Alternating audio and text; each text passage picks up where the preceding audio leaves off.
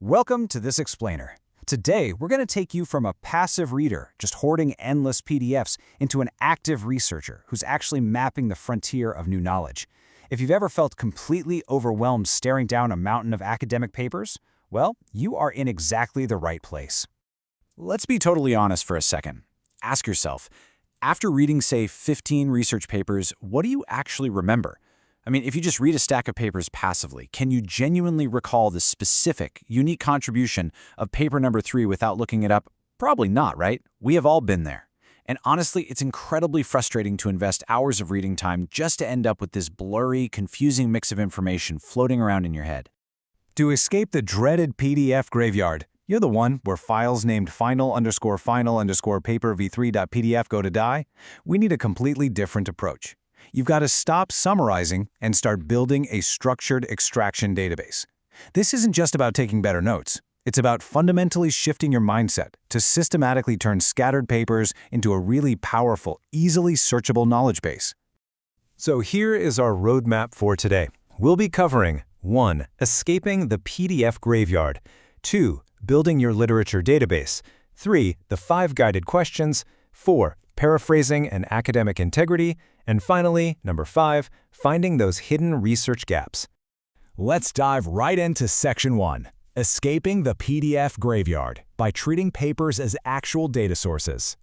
Fundamentally, we've got to change how we look at these papers. There is a huge contrast between a simple summary and a critical analysis. A summary, well, it just gives a basic list of what the authors did. Paper A studied this, paper B studied that. It just reports. But a critical analysis, that actually evaluates how valuable the research is, and it connects multiple studies together. It forces you to evaluate the relationships and the limitations across the entire field, rather than just reciting facts in total isolation. Moving right along to Section 2, Building your literature database so we can organize all these findings. To actually move toward that kind of deep analysis, we need a reliable system. And this brings us to information extraction.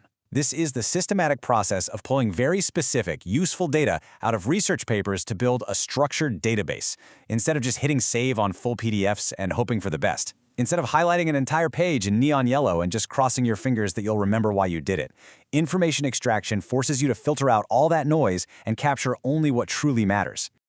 To pull this off, you want a highly structured spreadsheet. Think about it like this. Every single row represents one research paper, and the columns track the vital statistics of the research. By laying out the objective, method, technology, results, and limitations right there side by side, you can instantly compare different studies.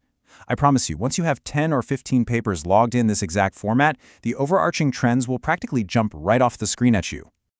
Now for Section 3, the 5 guided questions, which is all about targeted interrogation.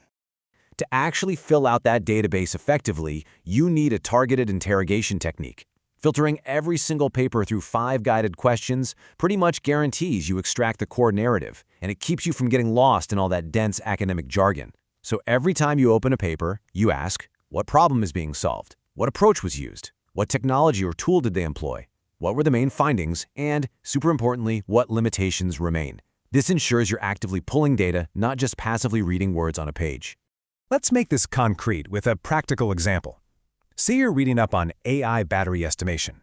You wouldn't just write down, paper uses AI for batteries. I mean, that is way too vague.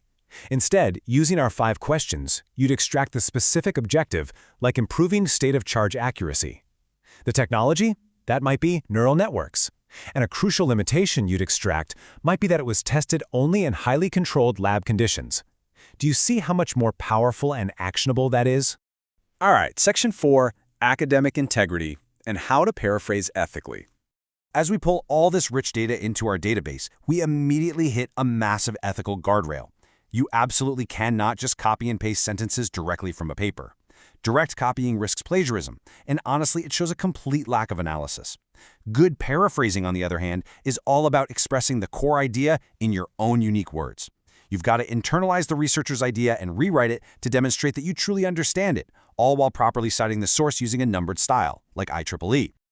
Listen, paraphrasing and referencing aren't just tedious formatting hoops you have to jump through.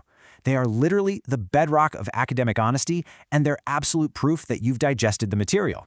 Proper citation gives credit to the original authors, it completely avoids plagiarism, and it allows anyone reading your work to actually verify the original sources. But most importantly, it lets you use previous research as rock-solid evidence to support your own engineering decisions and arguments. Which brings us to our final part, Section 5, Finding Hidden Research Gaps. This is the real aha moment. This is where your structured database truly illuminates the path forward. By lining up the limitations of multiple papers side by side, patterns start to emerge that you would never, ever notice if you were just reading PDFs one at a time. For example, look at this. Zhang had a small dataset. Wang had high computational costs. Kumar required massive training data. When you isolate limitations like this, the weaknesses in the current state of the art become glaringly obvious. Suddenly, all those isolated little limitations merge together into a massive, blinking neon sign pointing straight to your new research gap. A true research gap isn't just a vague feeling of, hey, nobody has studied this yet. It is a highly evidence-based synthesis. You can now confidently state that while existing AI models are highly accurate in the lab, they desperately require validation in real-world dynamic driving conditions with highly diverse data sets. This shift from a disjointed, boring list of summaries to a cohesive, synthesized argument is the ultimate proof that you've actually mastered your literature. You've moved from saying, paper A did this and paper B did this, to forming a connected, thematic argument. Something like, while paper A achieved this high accuracy, paper B prioritized real-time detection. However, both lacked validation in dynamic environments. Now that is what a true literature review looks like. The existing literature tells us exactly what's already known, but your new structured database, that reveals what is missing. You're no longer just a student summarizing other people's work, you're an active researcher, mapping the absolute frontier of engineering and science. You've got the tools, you have the structured methodology, so I'm going to leave you with this final, critical question. What new knowledge will you choose to contribute to the world?